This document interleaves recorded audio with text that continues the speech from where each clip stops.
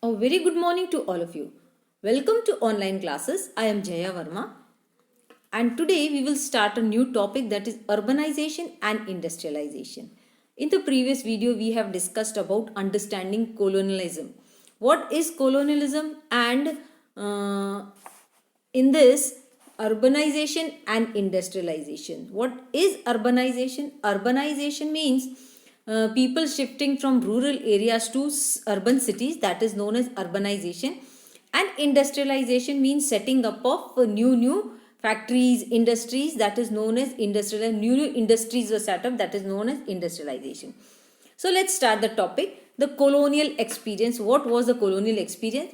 So industrialization refers to the emergence of machine production based on the use of inanimate power resources like steam or electricity.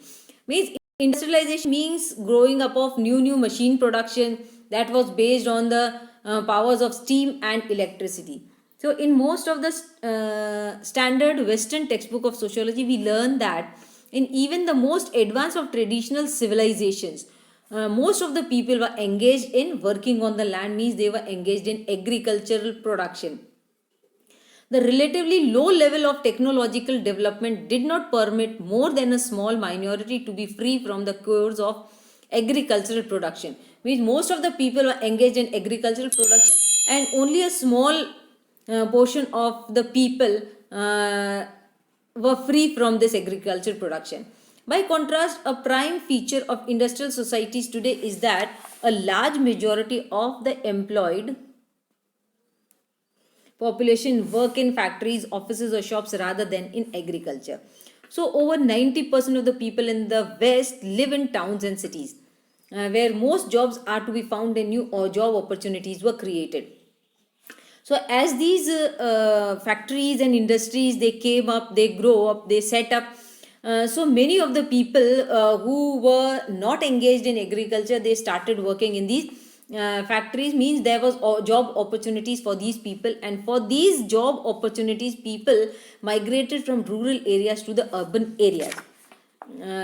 So not surprisingly, therefore we usually associate urbanization with industrialization. Means this urbanization and industrialization, that is they are linked with one another. They often do occur together, but not always so. So for instance, in Britain, the first society to undergo industrialization was also the earliest to move from being rural to a predominantly urban country. So in 1800, we saw that up to 20% of the population that lived in towns or cities were more than 10,000 inhabitants. But in 1900, this proportion had become 74%. From 20%, it increased to 74%. So the capital city, London, was home about 1.1 million people in 1800, and this increased in size to a population of over 7 million by the start of the 20th century. Till 20th century came, the population increase in urban areas was 7 million people. So London was then by far the largest city ever seen in the world, a vast manufacturing, commercial and financial center at the heart of a still expanding British Empire. So in India, the impact of the very same British industrialization led to deindustrialization. Industrialization means growing up of more, setting up of more factories, industries, and decentralization means in some sectors we faced decentralization and a decline of old urban centers.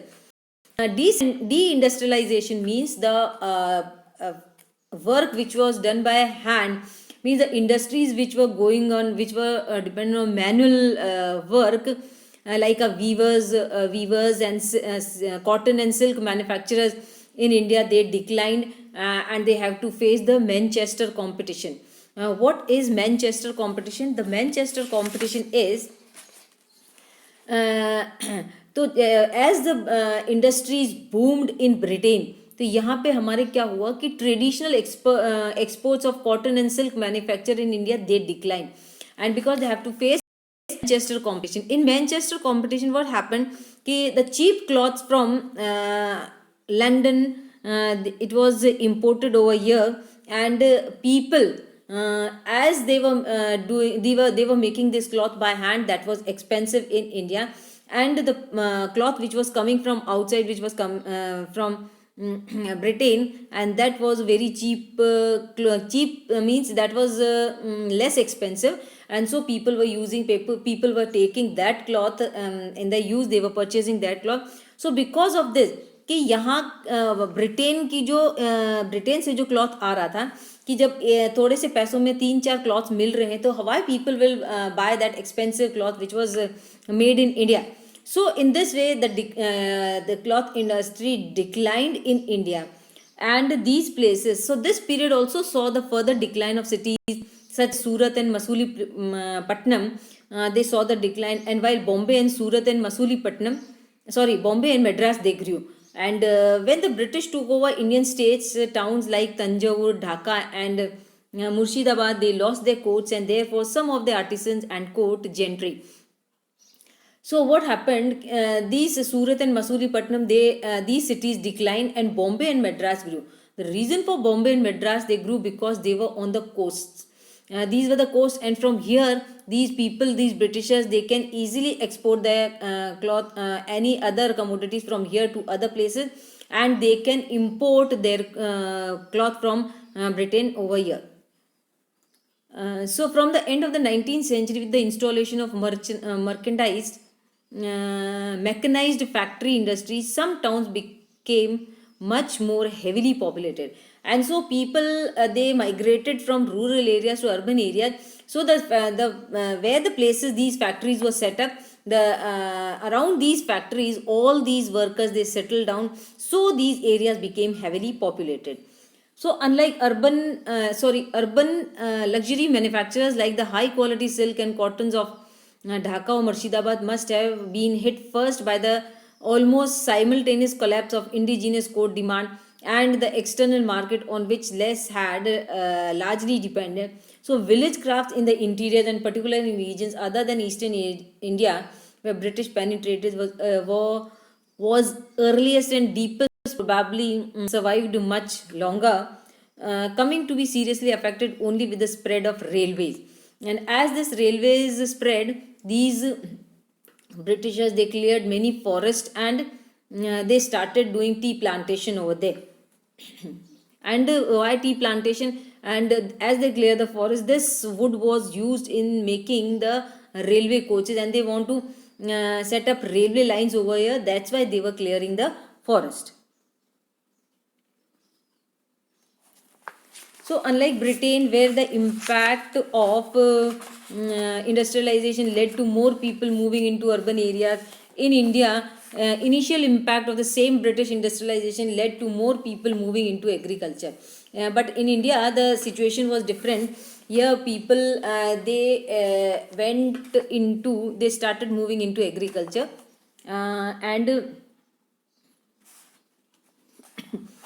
and it also shows that how industrialization was not just about new machines based up production, but also a story of growth. But because of this industrialization, a new group was introduced, and that group was about of the industrialists and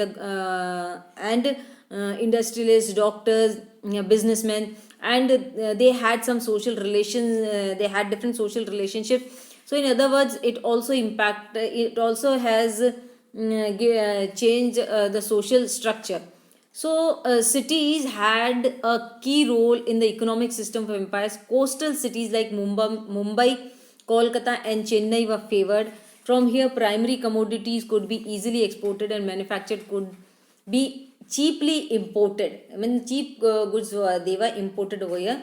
So here in India, in British India, for example, Bombay was planned and redeveloped, so that by 1900, over three quarters, that means 3/4 of India's raw cotton was shipped through the city, and Calcutta exported jute to Dandi, while Madras sent coffee, sugar, indigo dyes, and cotton to Britain. So urbanization in the colonial period saw the decline of some early urban centers and the emerged new colonial cities, and Kolkata was one of the first city which emerged in this period. In 1690, an English merchant named Job Charnock arranged to lease Three villages they were Kolkata, Gobindpur, and Sutanuti by the river Hooghly in order to set up a trading post. He took these three places on lease, and because he wanted to set up a trading post. So in 1698, Fort William was established by the river for defensive purposes, and a large open area was cleared around the fort for military engagements. So the fort and the open area called Maidan formed the core of the city that emerged rather rapidly. Very fast it was growing up. Now the tea plantation. So we have seen how industrialization and urbanization did not happen in India quite the way it did in Britain.